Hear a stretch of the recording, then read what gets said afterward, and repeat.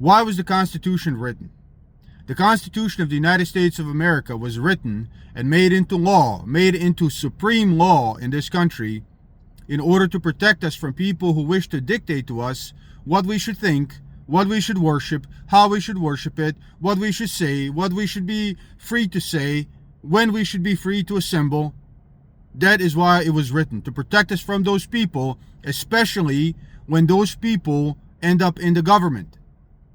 So now you see a lot of people who are claiming to love America, who are claiming to be super patriotic, going around and harassing people whose religion they don't agree with. And I'm talking about American citizens here. In this instance, it's Muslims, because Islamophobia and harassment of Muslims in this country has ramped up significantly in the last couple of months. And I suspect that has to do something with the Stagwell report and the findings of the Stagwell report, but that's a whole story altogether. What I'm saying here, you may think that you are American, but if you are going around harassing other Americans because you don't like their religion, then you are against the Constitution. And the Constitution was written, gifted to us by the founders of this country in order to protect us from people like you. You're not protecting America. You are attacking its very foundations.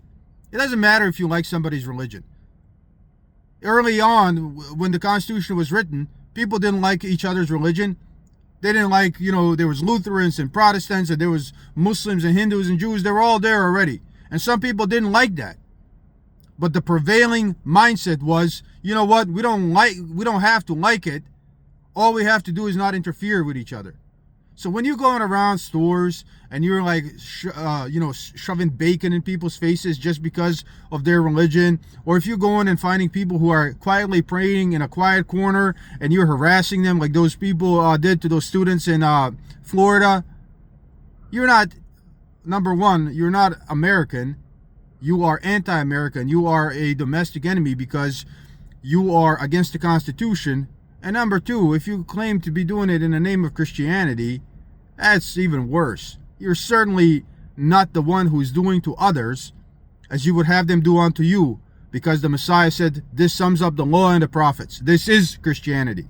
So if you don't want to be harassed by somebody because you are a Christian in a store, or if you don't want to be harassed by somebody, when you're quietly praying or something, then don't do it to others. Now I know that most Christians don't do this.